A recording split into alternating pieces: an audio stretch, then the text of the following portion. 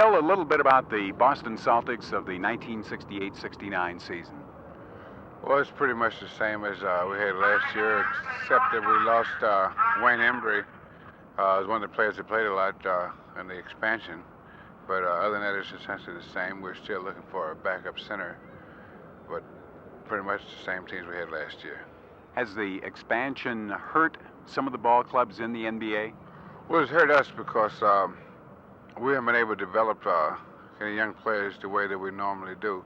You see, now we take guys like, for example, a guy like Sam Jones, when he first came to the league, he sat on the bench for 2 years before we really called on him for heavy duty.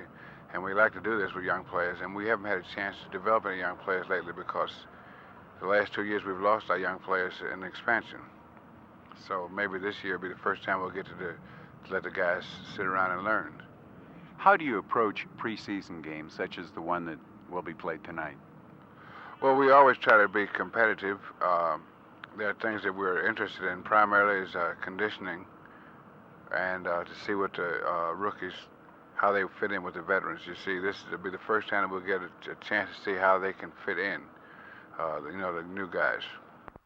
Richie, Guerin, what are the prospects for the 1968-69 season for the Hawks? Well, you talking about rookies alone or just our chances? Your chances.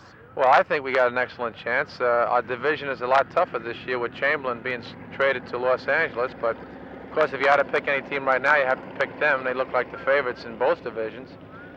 We have basically the same team back as we had last year, with the exception that Lenny Wilkins still is not signed.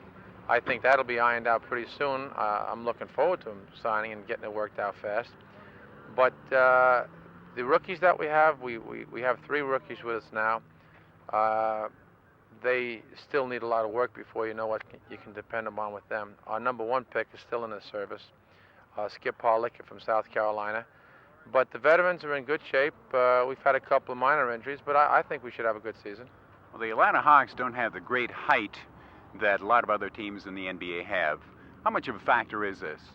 Well, it takes a lot more, puts a lot more pressure on different individuals every night. Paul Silas, Bill Bridges, Zelmo Beatty.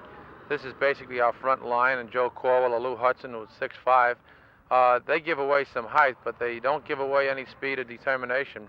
They're a good rebounding club. Last year, Silas and Beatty and Bridges finished in the top 11 in our leagues, which is quite a compliment to them.